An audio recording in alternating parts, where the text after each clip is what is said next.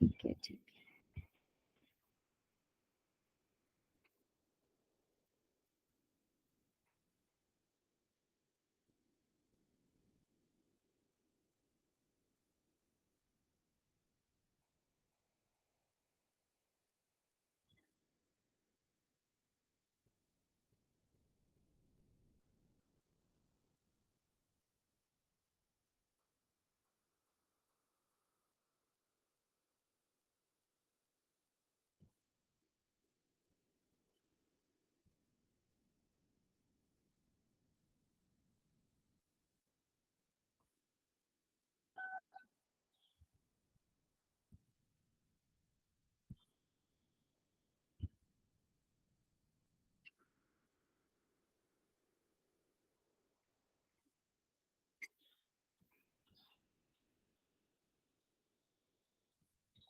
Screen share हो रही है आपको?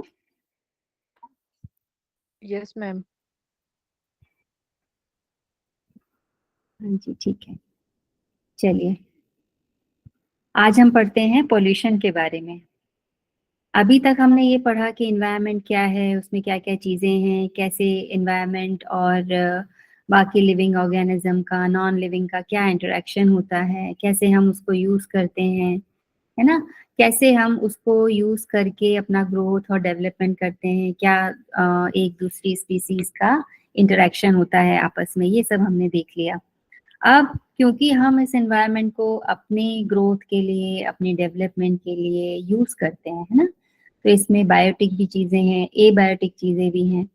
तो यदि हम इसको यूज़ करते हैं और यदि हम इसको यूज़ करने के साथ-साथ यदि हम इसका ध्यान नहीं रखते हैं इन रिसोर्सेज़ का और इसको हम गंदा करते रहते हैं, मतलब जो हम बाय प्रोडक्ट्स हमारे में से निकलते हैं और भी स्पीसीज़ में से भी निकलते हैं, उसका यदि हम ध्यान ना रखें तो क्या होगा, है ना? अब इसमें जो बाकी की स्पीसीज़ हैं अपार्ट फ्रॉम ह्यूमन बीइंग्स, वो उनका इकोसिस्टम उनका बिल्कुल जैसा पहले था वैसे ही चला आ रहा है। उन्होंने इस नेचर को, इस एनवायरनमेंट को कभी पॉल्यूट नहीं किया, कभी कुछ चीज़ कट करना है या कुछ और डेवलपमेंट के लिए कुछ और उसको एक्सप्लॉइट नहीं किया। लेकिन ह्यूमन बीइंग ने क्या किया है, उसको ओवर यूज़ कर लिया, उसको एक्सप्लॉइट कर लिया पूरे रिसोर्सेज़ को। लेकिन उसको एक्सप्लॉइटेशन वर्ड क्यों यूज़ कर रहे हैं? क्योंकि जो रिसोर्स आप यूज़ करते जा रहे हो, वो उस स्पीड से नहीं बढ़ते हैं, है ना? या उस स्पीड से वो प्यूरिफाई नहीं हो पाते हैं जब तक कि आप उसके ऊपर कुछ काम, उसके ऊपर उसका ध्यान ना दो। तो इसीलिए क्या हो गया है, जितने भी रिसोर्सेस हैं, जितनी भी चीज़ें हमने अपने काम के लिए, अपनी ग्रोथ के लिए, डेवलपमेंट के लिए यूज़ की, उसके बाद में हमने उसके ऊपर सोचा नहीं कि ये आगे के लिए हमको इसके लिए क्या करना चाहिए। यूज़ किया और बस छोड़ दिया।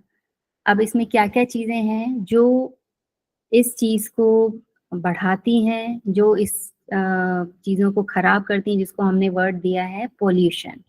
Pollution is any undesirable change in physical, chemical or biological characteristics of air, land, water and or soil.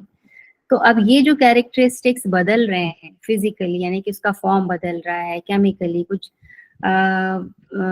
Chemicals उसमें डाल के उसको खराब कर रही हैं चीज़ें, एयर की भी हो रही हैं, जो टेरेस्ट्रियल जो लैंड हमारे पास में उसकी भी हो रही हैं, भी हो रही हैं, सॉइल की भी हो रही है। अब इसमें कौन ज़िम्मेदार है? तो हम ही ज़िम्मेदार हैं। पॉल्यूटेंट्स किसको कहते हैं? वो एजेंट्स जो ये पॉल्यूशन करते हैं। अब वो एजेंट्स आते कहाँ से हैं? तो वो सब चीज़ें हमारे ही ओवर यूज़ से आ रही हैं। किस-किस तरह से आ रही हैं कि ह्यूमन पॉपुलेशन जो है इट्स एक्सप्लोजन हुआ है। एक्सप्लोजन ही वर्ड यूज़ करेंगे क्योंकि बहुत जल्दी-जल्दी हम अपने आप को मल्टीप्लाई करते जा रहे हैं ह्यूमन बीइंग्स, है ना? जितनी रिसोर्सेज़ हमारे पास हैं उसके कंपैरिज़न में। तो जैसा कि अपन ने पहले भी पढ़ा था कि रिसोर्सेज़ जो हैं वो लिमिटेड हैं, वो अनलिमिटेड नहीं है, लेकिन पॉपुलेशन जो है हमारी वो बहुत ज़्यादा बढ़ रही है और हम इन सब चीज़ों को यूज़ कर रहे हैं, लेकिन इसकी तरफ ध्यान नहीं दे रहे हैं कि आगे हम इसको यूज़ करते रहें, है ना? क्योंकि ये लिमिटेड है ना, अनलिमिटेड तो है नहीं। तो आपको ये ध्यान रखना पड़ेगा कि ये चीजें हमेशा बरकरार रहें। यदि हम कुछ चीज ले रहे हैं, जैसे कि हम जैसे कि फूड के लिए ग्रेन्स पे डिपेंडेंट होते हैं, फ्रूट्स के लिए प्लांट्स पे डिपेंड करते हैं, तो हम क्या करते हैं, उसको यूज किया और दोबारा उसको ग्रो करते हैं ताकि हम बार बार उसे खा सकें। लेकिन क्या पानी के लिए हमने ऐसा किया? क्या हम वेदर जो हमें ये सब चीजें देने में बहुत हेल्प करता है, उसके लिए क्या हमने काम किया?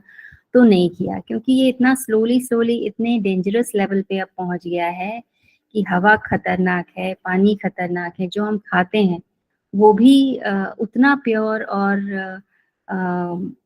नहीं है जितना कि उसको जो पहले होता था। रिजल्ट क्यों ऐसा हो रहा है? क्योंकि सारी चीजें पोल्यूटेड हैं। तो human population explosion increases demand for food, water, home, electricity, automobiles, जो भी चीजें हैं। पॉपुलेशन यदि बढ़ेगी तो हर चीज जो है आपको ज्यादा चाहिए ना, नंबर ऑफ टाइम्स वो भी चीजें बढ़ती रहती हैं।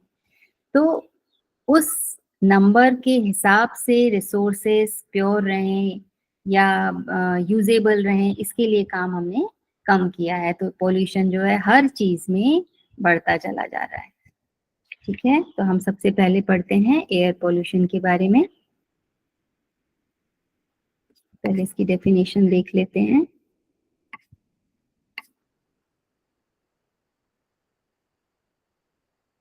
तो एयर पॉल्यूशन क्या होता है कि कोई एयर देखो हमें वैसे दिखती नहीं है, we can just feel it, है ना, और हम उसको महसूस कर सकते हैं। कई जगह जाने पे आपको स्मेल गंदी आती है, लेकिन वो स्मेल दिखती नहीं है। कुछ पर्टिकुलर मैटर्स होते हैं जो कि एक जगह से दूसरे जगह जाते हैं और उसकी प्रॉपर्टीज को कैरी करते हैं। कहीं की एयर ह्यूमिड होती है, कहीं की ड्राई होती है ना, कहीं आपको सांस लेने में तकलीफ होती है क्योंकि ऑक्सीजन लेवल उसका कम है, या बाकी के जो कार्बन डाइऑक्साइड, मोनोऑक्साइड वो बहुत ज्यादा है, तो यू फील अनकंफर्टेबल देयर। तो presence of any harmful material in air that adversely affect the human beings and their surrounding environment, उसको हम कहते हैं एयर पोल्यूशन। अदरवाइज ओरिजिनली तो एयर अच्छी ही है ना, क्योंकि हमारे सराउंडिंग में सब प्लांट्स हैं, वेजिटेशन है, जो हमें प्रॉपर ऑक्सीजन दे देते हैं और प्यूरिफाई भी करते हैं। जो कार्बन डाइऑक्साइड रिलीज होता है उसको वो एब्जॉर्ब भी कर लेते हैं, लेकिन एक लिमिट तक करते हैं। ठीक है, अब सच हार्मफुल सब्सटेंसेस, उनको हम कहते हैं पॉल्यूटेंट्स। अब पॉल्यूटेंट्स कितने तरह के होते हैं? दो तरह के होते हैं। एक होते हैं प्राइमरी पॉल्यूटेंट्स, एक होते हैं सेकेंडरी पॉल्यूटेंट्स। प्राइमरी का मतलब है फर्स्ट, बेसिक, है ना। तो ये कौन से पॉल्यूटेंट्स होंगे? ये वो पॉल्यूटेंट्स हैं जो कि अपने ओरिजिनल फॉर्म में रहते हैं, मतलब ये जैसे हैं, जैसा उनको रिलीज किया गया वो वैसे के वैसे नेचुरल स्पेसिफिक फॉर्म में रहते हैं। They are emitted in their natural specific form, और वो लॉन्गर ड्यूरेशन में उसी तरह से उसी फॉर्म में रहते हैं। कौन कौन से? हाइड्रोकार्बन्स हो गए, है ना, जिसमें हाइड्रोजन और कार्बन की एटम्स हों। हाइड्रोजन सल्फाइड हो गया H2S, SO2 हो गया, sulphur dioxide, carbon dioxide, chlorine, ये सब चीजें। और सेकेंडरी पॉल्यूटेंट्स क्या होते हैं? जो वो पॉल्यूटेंट्स जो इनके साथ रिएक्शन करके एक थर्ड कंपाउंड बना लेते हैं, है ना।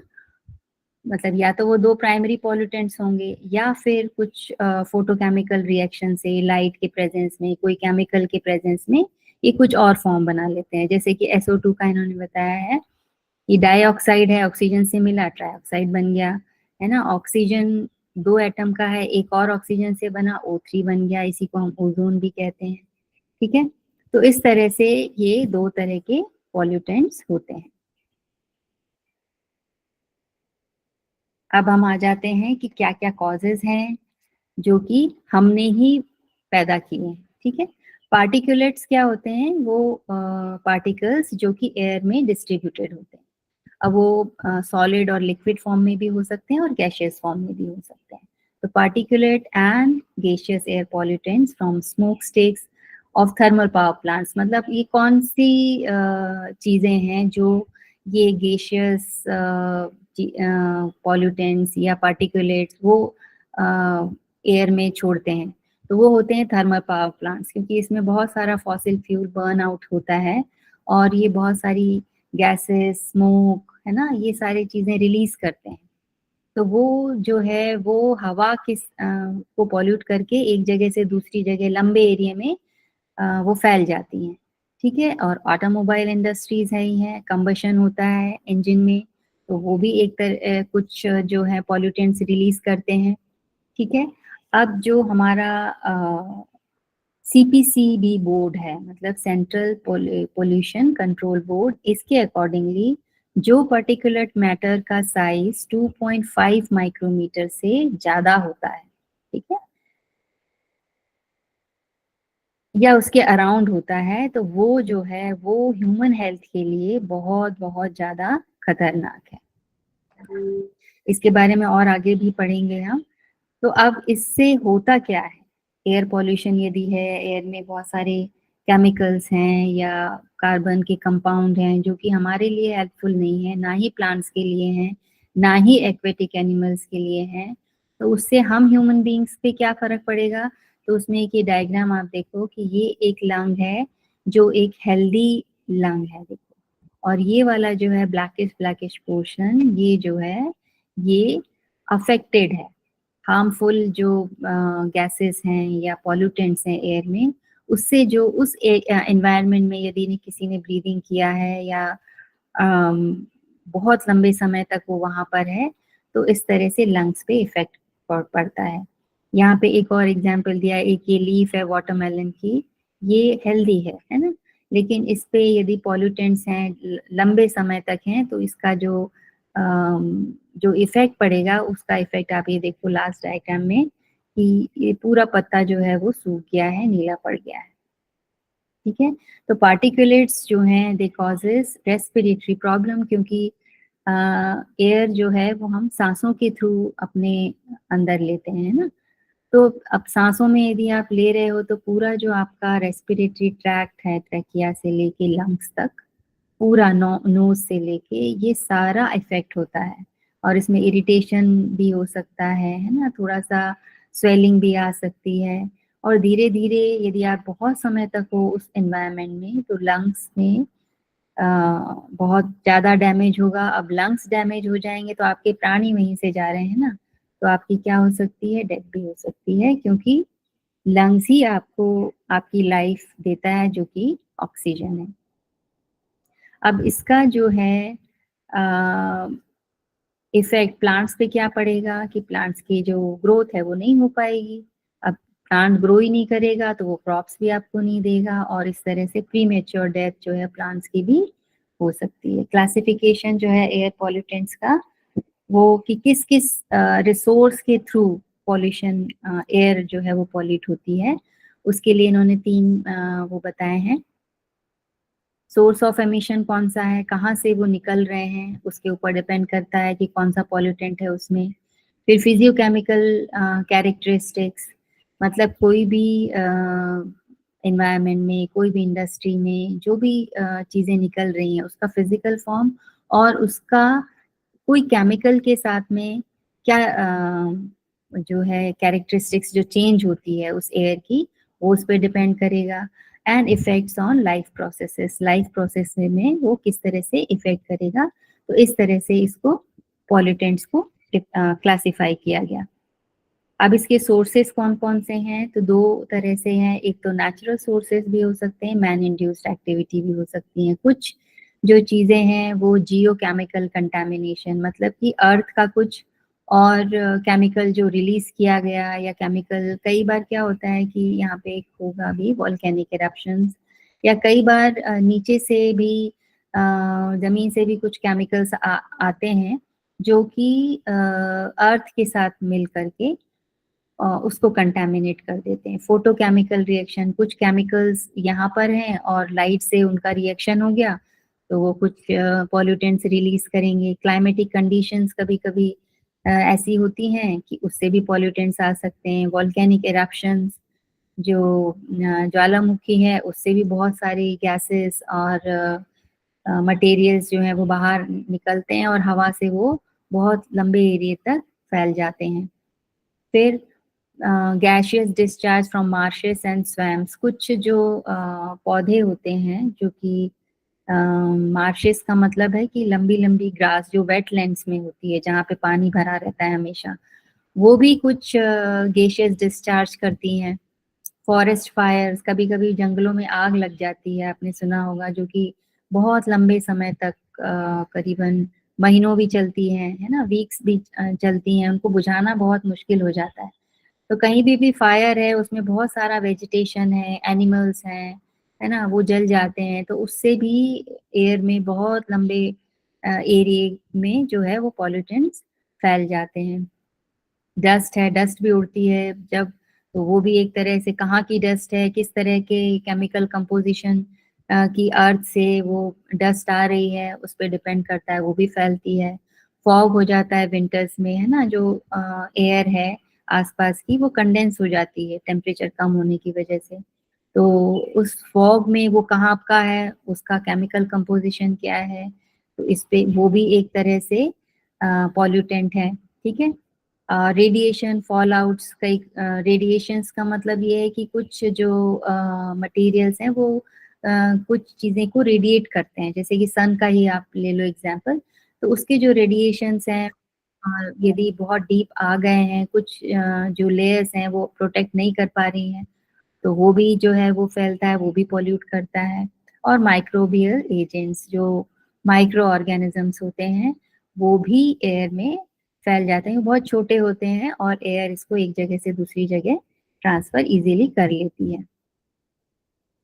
मैन इंड्यूस्ड एक्टिविटीज क्या, हालांकि इन सब में भी मैन इंड्यूस्ड एक्टिविटीज हैं आगे और पीछे, लेकिन इनडायरेक्टली, ये डायरेक्टली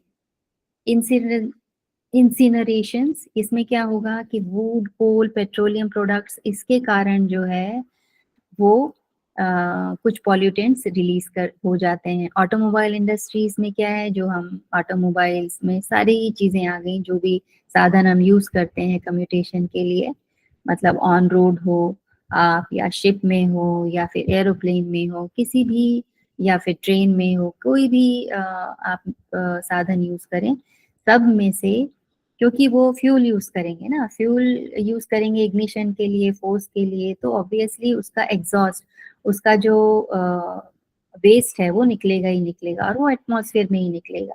तो वो सबसे ज्यादा जो होता है वो है sulphur dioxides of sulphur, nitrogen, carbon monoxide, smoke, है ना, और ऐश।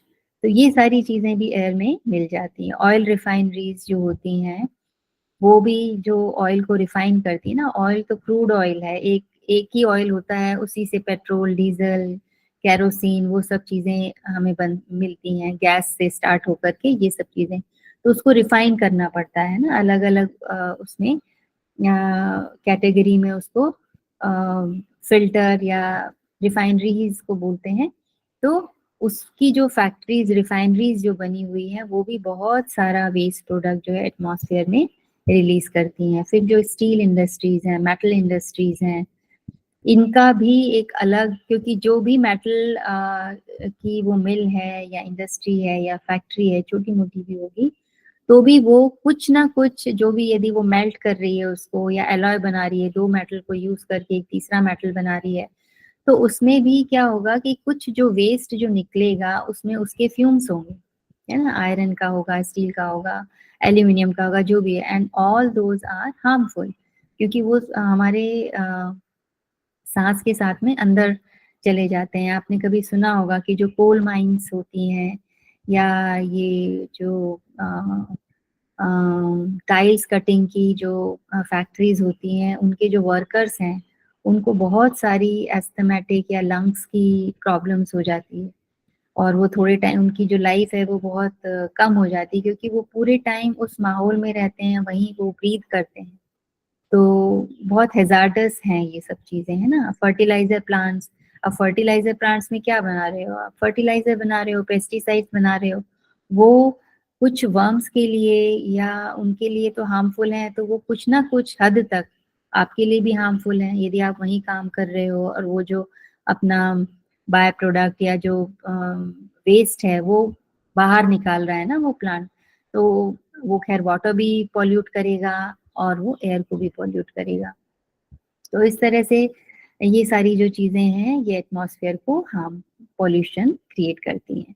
एग्रीकल्चर का भी जो हस्क होता है ना, यदि वो प्रॉपर तरीके से वो नहीं किया गया, तो अगेन वो फिर एयर के साथ उड़ करके वो फिर से पोल्यूशन क्रिएट करता है। Textile industry, paper industry, pharmaceuticals industries, ये सारी इंडस्ट्रीज कहीं ना कहीं पोल्यूशन के लिए जिम्मेदार होती हैं, ठीक है, चाहे वो क्रशिंग की हो, ग्राइंडिंग की हो, पेस्टिसाइड्स हो। तो इस तरह से उसमें बहुत सारे ऑर्गेनिक और इनऑर्गेनिक वेपर्स होते हैं जो हमारे लिए बहुत बहुत ज़्यादा हार्मफुल होते हैं। अब फिजियोकेमिकल कैरेक्टरिस्टिक्स, इसके दो जो है ग्रुप्स इन्होंने बना लिए, पार्टिकुलेट पॉल्यूटेंट्स और गैसियस।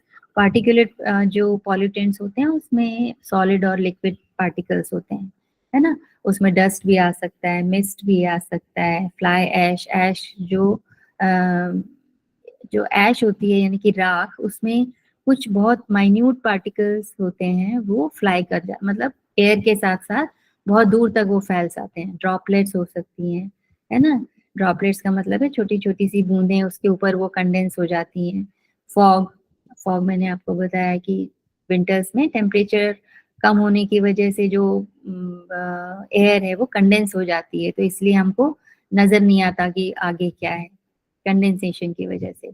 स्मोक, स्मोक जो है वो धुआं जो भी जलाएंगे करेंगे, इसलिए काफी चीजें अभी गवर्नमेंट ने बैन कर दी है कि आप आम जगहों पर कचरा भी नहीं जला सकते, क्योंकि वो वहां पर पोल्यूशन क्रिएट करता है। और धीरे धीरे ये पोल्यूशन बहुत, यदि सभी जलाने लग जाएंगे तो बहुत ज्यादा पोल्यूशन हो जाएगा। जैसे कि दिल्ली एनसीआर में कुछ समय पे ये बोलते पराली जलाते हैं, जो हार्वेस्टिंग के बाद में जो हो जाता है उसको वो वहीं जला देते हैं। इससे अब बहुत थोड़ा बहुत जलेगा तो ठीक है, लेकिन यदि बहुत ज्यादा एरिया में एक ही टाइम पे ये सब हो तो स्मॉग हो जाता है, स्मोक और फॉग दोनों का मिक्सचर। और ये इतना ज्यादा होता है, कंडेंस्ड हो जाता है ना, भारी हो जाता है, तो ये जमा हुआ रहता है एक जगह पे। तो वहां पे जो लोग रह रहे हैं, वहां पे जो लोग सांस ले रहे हैं, जिंदगी बिता रहे हैं, उनके लिए ये बहुत ज्यादा हार्मफुल होता है। उसी तरह से फ्यूम्स, है ना, फ्यूम्स भी उसी को ही कहेंगे, और सूट। तो ये सब चीजें जो हैं ये हार्मफुल है हमारे लिए, ठीक है। और गैसियस पॉल्यूटेंट्स कौन कौन से होंगे, जो कि ऑटोमोबाइल जो व्हीकल्स हैं ये रिलीज करते हैं, oxides of sulphur, nitrogen, carbon monoxide, hydrogen sulphide, और गैसोलीन के और भी प्रोडक्ट्स होते हैं वो, और ट्राइक्लोरो इथाइल। तो ये सब चीजें। मैम ये मिस्ट क्या है? मिस्ट भी मतलब कह लो कि फाइन ड्रॉपलेट्स होती हैं। मतलब इसमें कुछ पानी की बूंदों में कुछ केमिकल जो है वो रहता है, मतलब सिर्फ पानी नहीं रहे, बूंदे नहीं रहेंगी, कुछ रहता है। जैसे कि आप स्प्रे करते हो ना, स्प्रे जी करते जी। तो वो जो निकलता है ना उसको मिस्ट आप कह सकते हो, ओके ठीक मैम। है। उसमें कुछ केमिकल होगा और कुछ ड्रॉपलेट्स होंगे, है ना। जी। ये हमने देख लिया था। तो अब उसका कंट्रोल हम कैसे करें भाई, इतने सारी चीजें हमने पढ़ ली कि भाई air pollution in in region से, इन इन कारणों से होता है। तो इसके कुछ कंट्रोल यहाँ बताए गए हैं, कुछ गवर्नमेंट भी रेगुलेट करती है, वो हम आगे देखेंगे।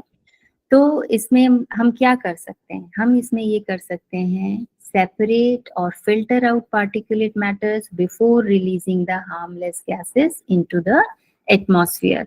मतलब यदि कोई इंडस्ट्री, कोई पर्टिकुलर फैक्ट्री का यदि वो जो रिलीज करती है कुछ भी इग्निशन के लिए, कुछ भी पावर वो यूज करेगी, या जो भी चीज है वो एटमॉस्फेयर में कुछ धुआं या कुछ लिक्विड, लिक्विड तो हम बात नहीं करेंगे अभी, तो जो भी वो रिलीज करती है उसके पहले उसको फिल्टर कर लें, मतलब कि जो हार्मफुल चीजें हैं उसको हम हटा दें, और जो एक्सेप्टेबल चीजें हैं वो ही चीज जो है वही गैसेस या वही एयर जो है वो बाहर रिलीज करें एटमॉस्फेयर में, ताकि वहां पे रहने वाले लोग, आसपास के बहुत सारा एरिया, क्योंकि एयर ऐसी चीज है कि वो चारों डायरेक्शन में स्प्रेड आउट होती है, तो इसीलिए इस पे खास ध्यान देना चाहिए। पानी तो क्या है कि एक पर्टिकुलर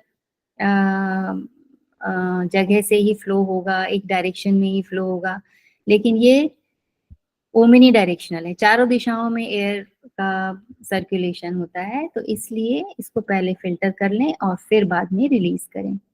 अब जो पेट्रोल डीजल होता है इसमें लेड भी होता है, तो lead again it's a very poisonous hazardous to us and also for all living beings. तो इसके लिए क्या है कि लेड फ्री पेट्रोल और डीजल यूज करें। आपने भी सुना होगा कि भाई कुछ सालों बाद डीजल गाड़ियां बंद हो जाएंगी, क्यों? क्योंकि उनका पॉल्यूशन लेवल जो है वो ज्यादा है, तो पेट्रोल ही यूज करेंगे। तो लेड फ्री पेट्रोल और डीजल, जिसको प्रीमियम क्वालिटी बोलते हैं, वो यूज करें। कैटालिटिक कन्वर्टर्स, मतलब ऐसे कुछ कन्वर्टर्स यूज करें जो कि उसको हार्मफुल से थोड़ा सा एक्सेप्टेबल रेंज में कन्वर्ट कर दें। Phasing out of old vehicles, अब ओल्ड व्हीकल्स हैं लोगों के पास लेकिन वो उसको प्रॉपर केयर नहीं करते, उसकी सर्विसिंग या उसकी इंजन की प्रॉपर केयरिंग ना करने से उनका जो स्मोक आउट है, एग्जॉस्ट जो है वो बहुत ज़्यादा हार्मफुल होता है, बहुत ज़्यादा carbon monoxide, sulphur dioxide, nitrogen oxides, ये सब वो बाहर निकालते हैं। तो इसलिए ओल्ड व्हीकल को भी गवर्नमेंट धीरे धीरे बंद कर रही है। Now use of low sulphur petrol और एंड डीजल, उसी तरह लेड फ्री होना चाहिए, लो सल्फर वाला होना चाहिए, मतलब और ज़्यादा प्यूरिफाइड हो ताकि पोल्यूशन जो है वो कम से कम हो।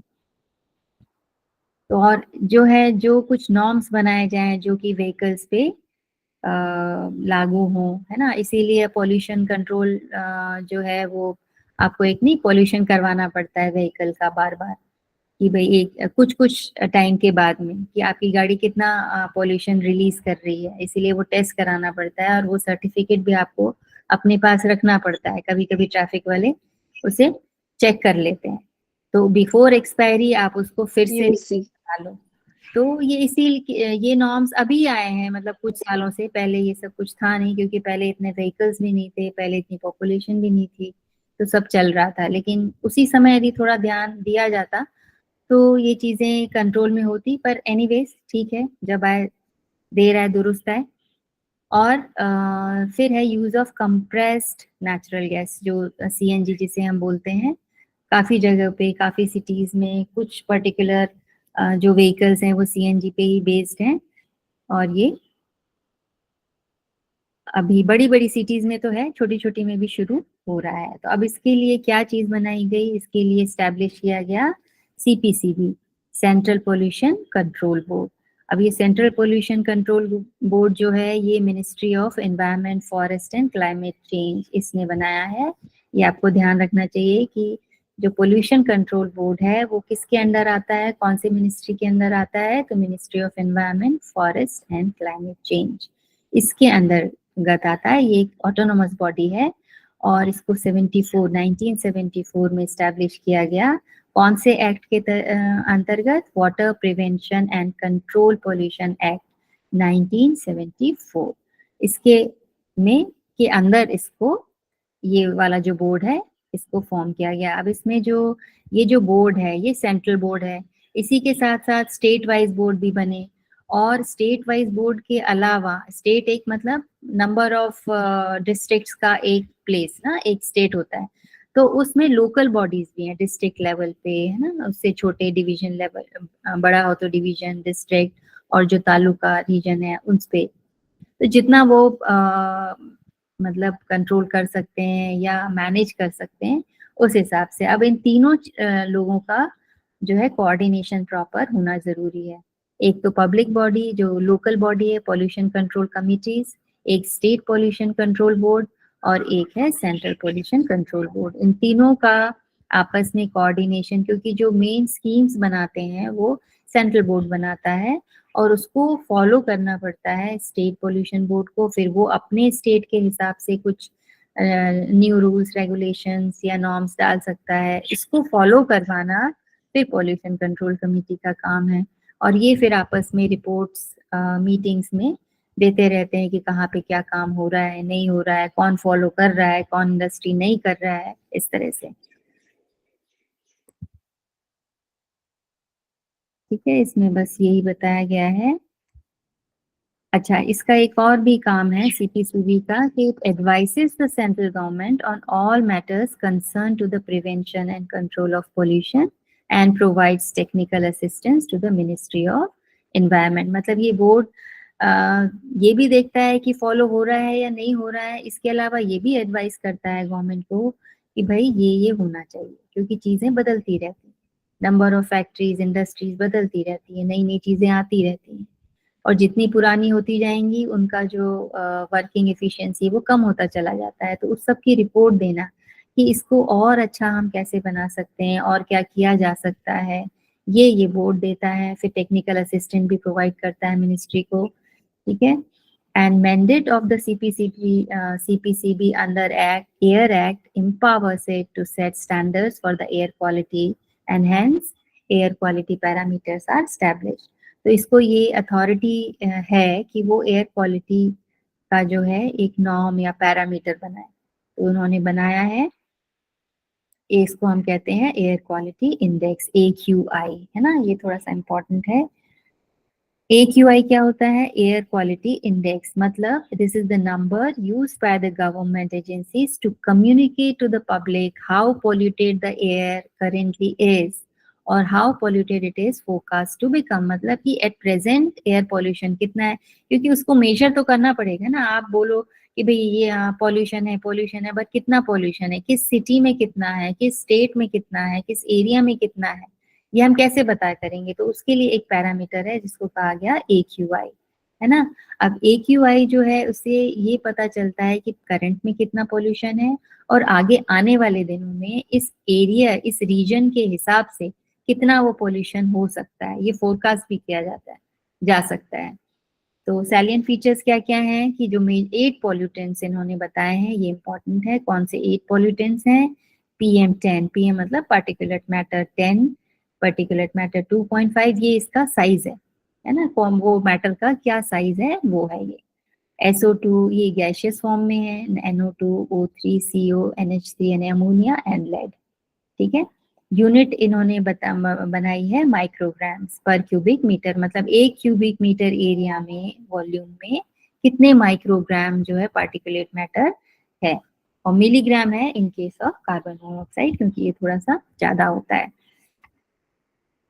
अब AQI का जो ये पैरामीटर्स हैं, ये कहाँ कहाँ मेजर करने का है एट प्रेजेंट? तो 10 सिटीज में ये भी मेजर करते हैं जहाँ पे पोल्यूशन थोड़ा नॉर्मल से ज्यादा होता है, जिसमें सबसे पहले दिल्ली है, आगरा है, कानपुर है, लखनऊ, वाराणसी, फरीदाबाद, अहमदाबाद, चेन्नई, बैंगलोर एंड हैदराबाद।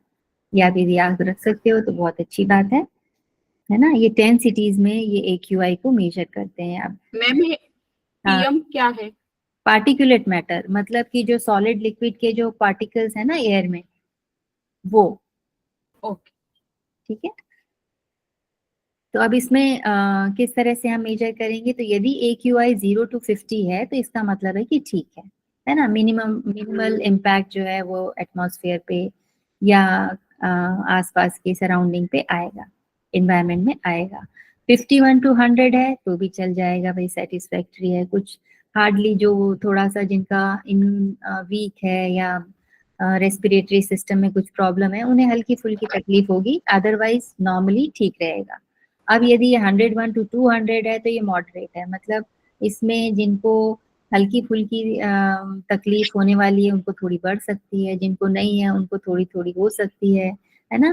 तो ये डिपेंड करता है, लेकिन इसका अफेक्ट जो है लंग्स पर पड़ सकता है। एस्थमेटिक पेशेंट को थोड़ा ज्यादा प्रॉब्लम हो सकती है, थोड़ी हार्ट डिसीज भी प्रॉब्लमेटिक हो सकती है, पर मॉडरेट है, जैसे तैसे धका लेंगे। लेकिन यदि ये 200 से ज्यादा बढ़ जाता है तो फिर वो कंडीशन जो है वो क्लाइमेटिक कंडीशन या एनवायरनमेंट की कंडीशन पुअर हो जाएगी। इसमें नॉर्मल आदमी को भी ब्रीदिंग डिस्कम्फर्ट हो सकता है, और यदि वो ज्यादा समय तक वहां पे एक्सपोज रहे, वहां पर रहे तो।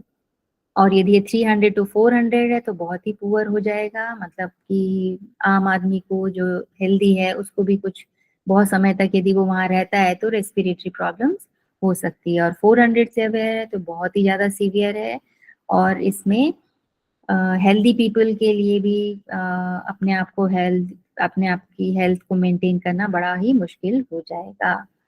तो इस तरह से अब जैसे कि कुछ सिटीज का इन्होंने दिया है दिल्ली वो क्या था, गुड के नीचे में था 51 से 100 सैटिस्फैक्टरी, क्या इसका थोड़ा मीनिंग थोड़ा सेटिस्फैक्ट्री बताएंगे? मतलब ये तो बहुत हेल्दी कंडीशन है, 0 to 50, कुछ खास फर्क नहीं पड़ेगा। इस कलर से देख लो, ये डार्क ग्रीन है, बहुत अच्छा है। ये लाइट ग्रीन है, मतलब ठीक है, चल जाएगा, है ना। हल्की फुल्की यदि कोई बहुत ही वीक है तो उसको हल्का फुल्का ब्रीदिंग प्रॉब्लम हो सकता है। मॉडरेट ये भी कंपैरेटिवली ठीक है भाई, जिसका हल्का फुल्का है उसका हल्का सा बढ़ जाएगा, बाकी इसमें भी काम चल जाएगा ना। 200 तक आप ये धका सकते हो, पर 100 जो है वो होना चाहिए, विद इन 100 होना चाहिए, कहने का मतलब ये है। 200 से 300 के आसपास होता है दिल्ली में, जो कि इसीलिए कहा जाता है कि यहाँ का जो क्लाइमेट है या जो वेदर, जो एयर है वो अच्छी क्वालिटी की नहीं है ना। अब देखो कुछ पर्टिकुलर सीजन में ये 300 के भी पार चला जाता है दिल्ली में। मुंबई में ये 204 रहता है, तो ठीक ठाक है। लेकिन यदि एस्थमेटिक पेशेंट चला गया मुंबई में तो उसको प्रॉब्लम हो सकती है, ठीक है। यदि 50 है, 100 है, तो वो सबके लिए ठीक है। अब जिसका इम्यून सिस्टम या ब्रीदिंग जो सिस्टम है, रेस्पिरेटरी ट्रैक्ट है, ये वीक ही है, तो उसको 100 में हल्की फुल्की प्रॉब्लम हो सकती है, लेकिन बहुत ज्यादा नहीं। लेकिन यदि वो पर्सन 200 के ऊपर या ऐसे जगह पे चला जाएगा तो उसको वो प्रॉब्लम बहुत ज्यादा बढ़ जाएगी। और नॉर्मल यदि हेल्दी इंसान है उसको भी हल्की फुल्की प्रॉब्लम वहां हो सकती है, ठीक है। और चेन्नई में ये रिकॉर्ड किया गया, लेकिन ये दिवाली पे रिकॉर्ड किया गया। इसीलिए बोलते हैं ना, क्रैकर्स वगैरह आप दिवाली पे मत जलाओ, क्योंकि ऑलरेडी इतना पोल्यूशन है, उससे और ज्यादा पोल्यूशन बढ़ जाएगा। क्योंकि वो सीजन भी हल्का हल्का ठंडा शुरू होने लग जाता है, तो वो जो फ्यूम्स हैं उसके वो वहीं कंडेंस होने लग जाते हैं। तो इसलिए ये सब चीजें की गई हैं। अब एक और स्टैंडर्ड जो है इसके लिए, व्हीकल्स वगैरह के लिए, ये सेट किया गया, भारत स्टेज, है ना, इसको बोलते हैं BS स्टेज 1, 2, 3, 4, 5। ये जो स्टेजेस जो भारत ने नॉर्म्स बनाए हैं, वो यूरोपियन उसको फॉलो करते हुए बनाए हैं। इसीलिए इसमें रेफरेंस दिया गया है Euro 1, 2, 3, 4, 5, 6 का। और ये किस ईयर में लॉन्च हुए हैं, कब हमने ये शुरू किए और कहाँ कहाँ शुरू किए, ये डिटेल्स यहाँ पर दिए हुए हैं। जो लास्ट स्टेज है जो अभी चल रहा है, 7 भी अभी आने वाला है, वो लास्ट अप्रैल 20 में शुरू हुआ। इसीलिए कभी भी आप नया व्हीकल खरीदते हैं ना, तो उससे हम ये भी पूछते हैं कि कौन सा स्टेज फॉलो करता है ये आपका व्हीकल, है ना, किस नॉर्म्स पे बेस्ड बना है। ये नॉर्म्स किस पे बेस्ड हैं कि वो कितना स्मोक या कितना पॉल्यूट करेगा, वो जब आप चलाओगे इंजन तो कितना धुआं वो निकालेगा, और वो धुएं में किस किस तरह के गैसेस होंगे। तो इस पे बेस्ड ये सब बनाए गए हैं, है ना। और जो लास्ट है वो आप याद रखिए, Euro 6 है, जो अप्रैल 20 में लॉन्च हुआ और नेशन वाइड लॉन्च हुआ। पूरे इंडिया में ये इसको फॉलो किया जाएगा या किया जा रहा है। एक और पॉल्यूशन होता है एयर में ही, जो कि नजर नहीं आता है, लेकिन हम उसे फील कर सकते हैं, है ना, वो कुछ ऑर्गन्स को इफेक्ट करता है। वो है air pollution and it's control में नॉइस पोल्यूशन, जो हम खुद ही अपने आप को हार्म भी करते हैं। कैसे करते हैं? ईयर हेड्स लगाते हैं, लार्ज म्यूजिक सुनते हैं, है ना। तो उससे डायरेक्टली और इनडायरेक्टली आपका इंटरनल जो सिस्टम है, आपका जो ईयर ड्रम है, वो अफेक्ट होता है। क्योंकि हाई लेवल के साउंड के लिए आपका माइंड या आपका ईयर या आपका सिस्टम डिजाइन नहीं है, ठीक है। In India the air prevention and control pollution act जो 81 में बना was amended in 87 to include noise as a air pollutant. ये आप याद रख सकते हो कि जो एयर के लिए prevention and control pollution act बना 81 में, उसको अमेंड किया गया 87 में, और उसमें क्या डाला गया, नॉइज भी एक एयर पॉल्यूटेंट है ना। इसीलिए बोला जाता है कि कहीं आजकल शादी या जो पब्लिक गैदरिंग वगैरह होती है, वहां बहुत लाउड स्पीकर पे पहले चलते थे म्यूजिक और वो सब, है ना, रात रात भर चलते रहते थे। अब कई जगहों पे वो रिस्ट्रिक्ट कर दिया गया है, 10 बजे के बाद ये सब आप नहीं करोगे। और किसी एरिया में तो बिल्कुल ही बंद है कि आप करोगे ही नहीं, मतलब आपका जो म्यूजिक की जो आवाज है वो यहाँ से यहाँ जानी नहीं चाहिए, है ना। लोग ऑब्जेक्शन भी ले लेते हैं, तो वो लॉ के अगेंस्ट ही माना जाता है। यदि आप कंप्लेन कर दें कहीं पर तो पुलिस को उसको बंद करवाना ही पड़ेगा। वर्ल्ड हेल्थ ऑर्गेनाइजेशन जो WHO है उसने डिफाइन किया है कि नॉइज जो है, नॉइज को हम कैसे मेजर करते हैं, साउंड को डेसिबल। dB में, है ना। तो अबव 65 डेसिबल जो है वो नॉइज पोल्यूशन कंसिडर किया जाएगा। अब इसमें सारी चीजें आ जाती हैं, जो एयर प्लेन जो टेक ऑफ करते हैं या जो भी इंजन इनका चलता है वो भी एक एयर पोल्यूशन, मतलब उसकी भी नॉइज बहुत बहुत ज्यादा होती है ना। ये यदि कोई मशीन काम कर रही है या डिगिंग वगैरह है, वो ऑटोमोबाइल का भी शोर बहुत ज्यादा रहता है, इसलिए जनरली बोलते हैं हॉर्न आप मत बजाओ अननेसेसरीली ना। कई लोग पूरा पुश करते रहते हैं और जो दूसरे लोग हैं उनको वो डिस्टर्बिंग लगता है, बहुत अनोइंग लगता है। तो ये सब भी नॉइज पोल्यूशन में है, इस पे भी कंट्रोल होना चाहिए, ठीक है।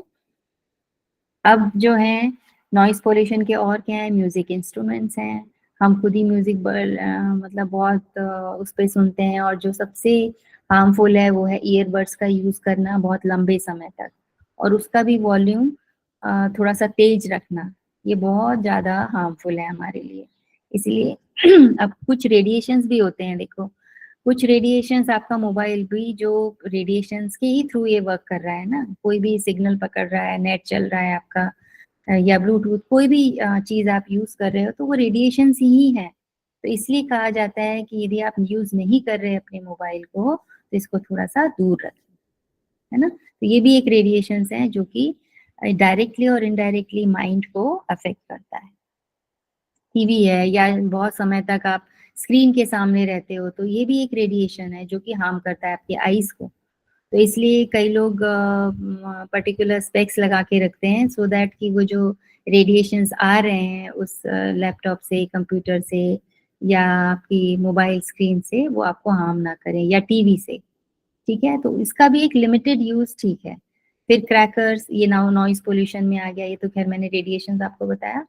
बट यदि हम नॉइज पोल्यूशन की बात करें तो क्रैकर्स, इस ये जो फटाके और ये सब भी बहुत, ये सिर्फ नॉइज पोल्यूशन ही नहीं करते, एयर पोल्यूशन भी बहुत ज्यादा करते हैं ये, ठीक है। और इंडस्ट्रीज भी, कई इंडस्ट्रीज में बहुत ज्यादा आवाजें होती हैं, है ना। तो ये सारी चीजें इसमें आ गई। अब इसका कंट्रोल हम कैसे करें।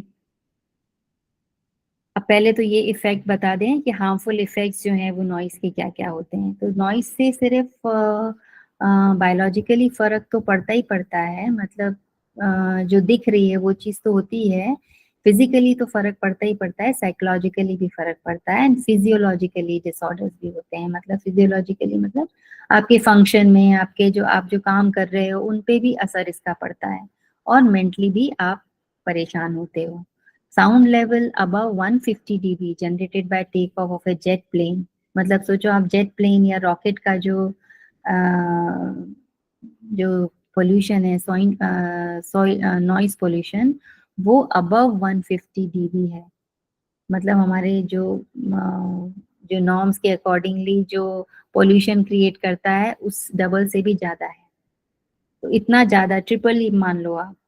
तो इस तरह से इतना ये जेट प्लेन का रहता है। लेकिन रॉकेट और ये सब जहाँ पर भी लॉन्च होते हैं वहाँ बहुत दूर तक कोई होता नहीं है वहाँ पर।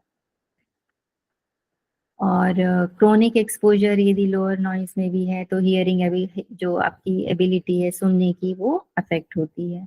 इसके अलावा स्लीपलेसनेस आएगी, है ना, हार्ट बीट बढ़ जाएगी, हार्ट पे भी इसका फर्क पड़ेगा, ब्रीदिंग पे फर्क पड़ेगा, क्योंकि इनडायरेक्टली यदि वो साइकोलॉजिकली है तो वो सब चीजों पे असर जाएगा। अब जैसा आपका दिमाग है, जैसा आपकी सोच है, उसी हिसाब से सारी चीजें गवर्न करती है ना, हमने पढ़ा भी है, अपनी ग्रंथों में भी पढ़ा है। तो उसी से हार्ट बीट और ब्रीदिंग और स्ट्रेस, ये सारी चीजें आती हैं, क्योंकि यदि आप सो नहीं पाओगे वो भी आपको इफेक्ट करेगा, ठीक है। तो परमिसिबल लिमिट इन्होंने बताई है, यहाँ पर जो बताया है वो है, WHO ने तो 65 dB बताई है, पर इंडस्ट्रियल एरिया में ये 75 dB तक आप जा सकते हो डे टाइम में, और नाइट में 70 dB मैक्सिमम।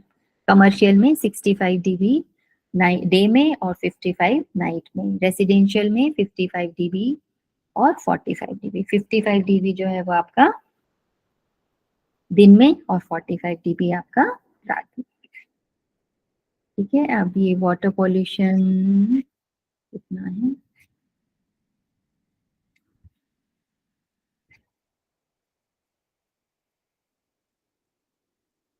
वाटर पॉल्यूशन भी हम थोड़ा सा देख लेते हैं, ये 3 4 5 स्लाइड ही है, वो कर लेते हैं हम, अभी है हमारे पास टाइम। अब वाटर पॉल्यूशन क्या है भाई? वाटर पॉल्यूशन वो है जो नेचुरल वाटर आ रहा है, उसमें कुछ इम्प्योरिटीज चली गई, कहीं से भी चली जाए भले ही वो, तो वो पॉल्यूट कर देंगी वाटर को, ठीक है। अब जो इम्प्योरिटीज हैं जो कि उसको पॉल्यूट करती हैं, वो हमारा डोमेस्टिक सीवेज भी होता है, which is considered as unfit for human use, ठीक है। तो वो कौन कौन से हैं? सस्पेंडेड सॉलिड्स, कुछ सैंड्स हैं, स्लिट्स हैं, क्ले हैं, जिसमें कुछ केमिकल कंपोजिशन उनका ऐसा होता है कि यदि वो पानी में मिल जाए और वो पानी यदि आप यूज करें तो वो आपके लिए हेल्दी नहीं होगा, वो आपके लिए हार्मफुल हो सकता है। कोलॉइडल मटेरियल्स, कुछ फेकल मैटर्स हैं, कुछ वेस्ट प्रोडक्ट जो होते हैं लिविंग बींग्स के, कुछ बैक्टीरियाज हैं, कुछ क्लोथ, पेपर, फाइबर, सब पानी में डाल देते हैं लोग बाग।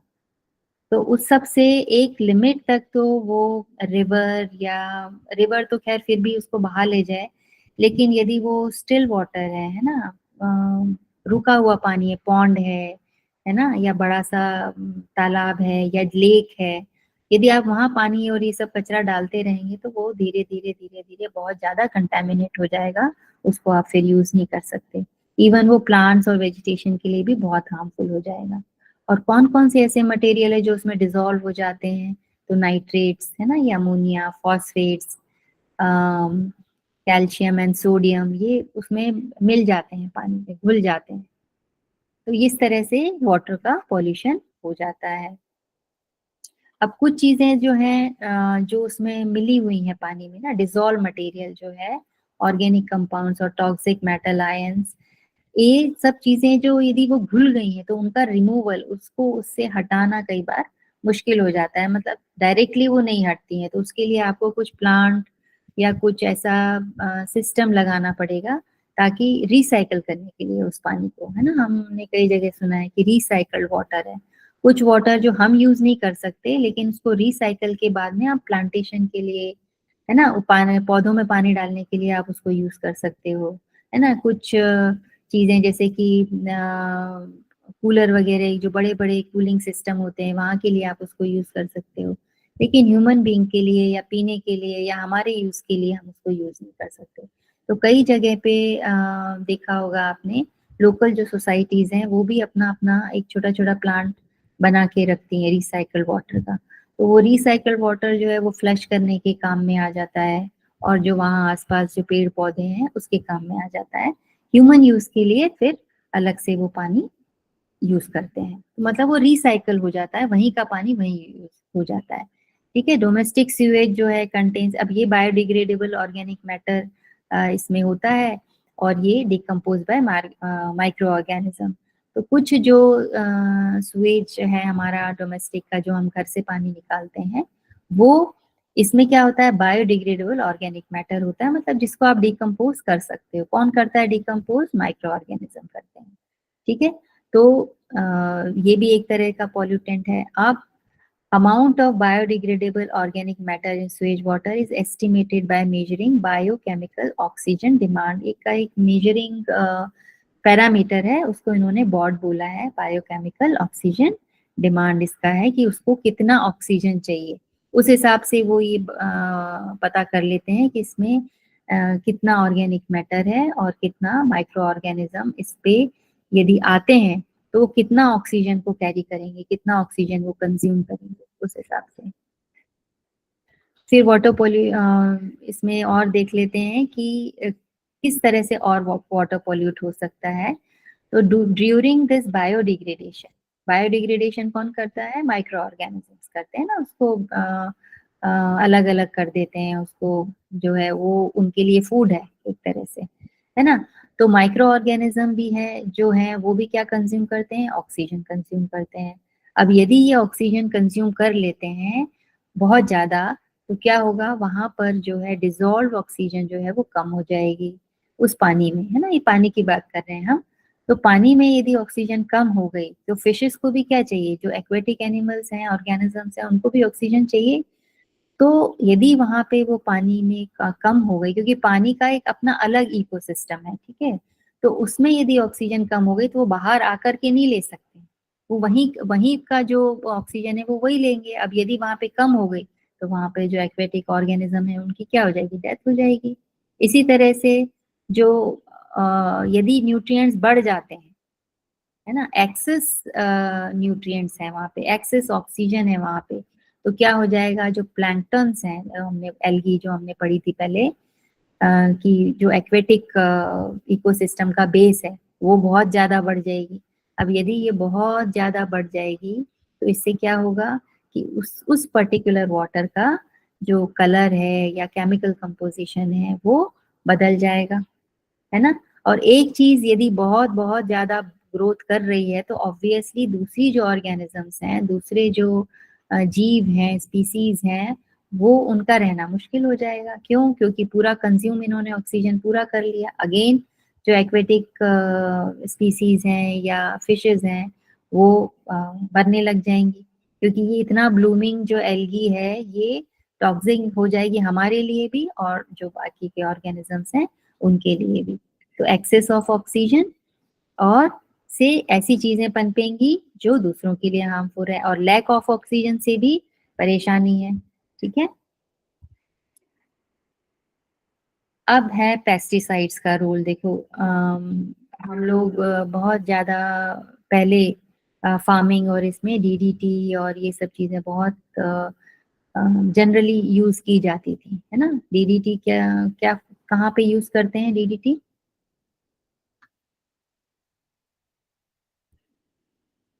बताइए भाई।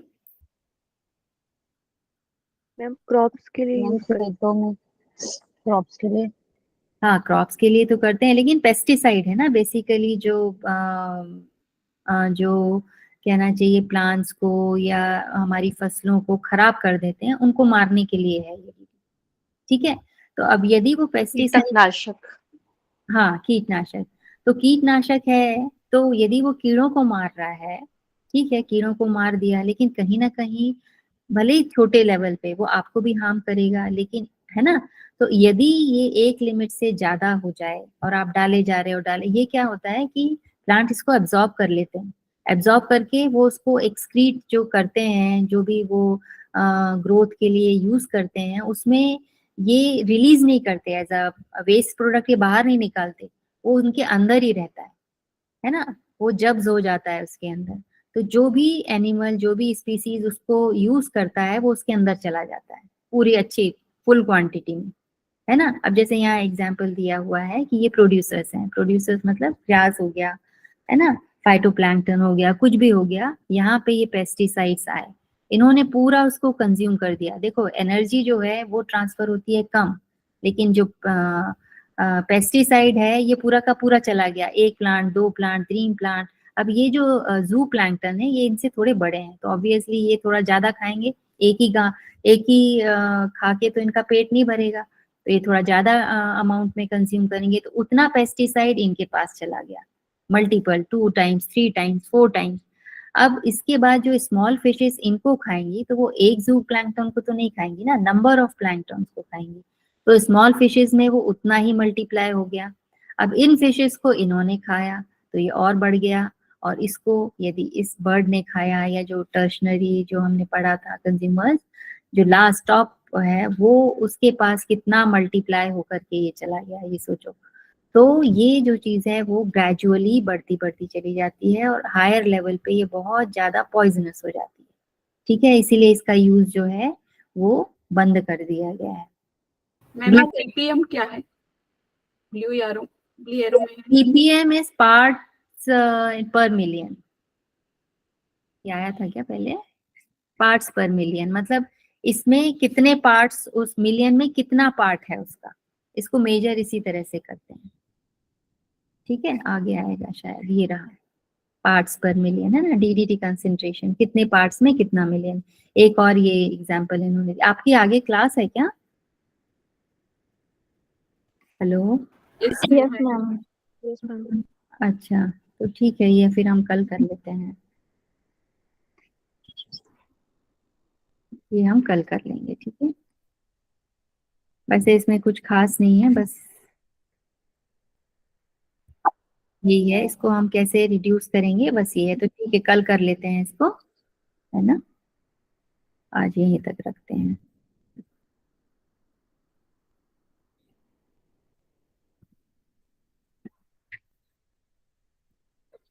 आज भी क्वेश्चंस नहीं हो पाए, मैंने निकाले भी थे, चलो कल करेंगे। आज के लिए रखते हैं।